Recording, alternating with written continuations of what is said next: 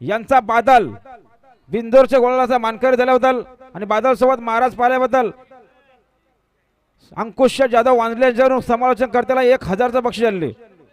सुंदर गाडी पाहिली महाराज आणि बादलची गाडी. संस्कृती रुपेश दुर्गे हिच्या वाढदिवसानिमित्तानं सांगडेकरांचा हर्ष आणि बकासूर बिंदोरच्या गोळाचा मानकरी फेरा बघा पायथ्यावर.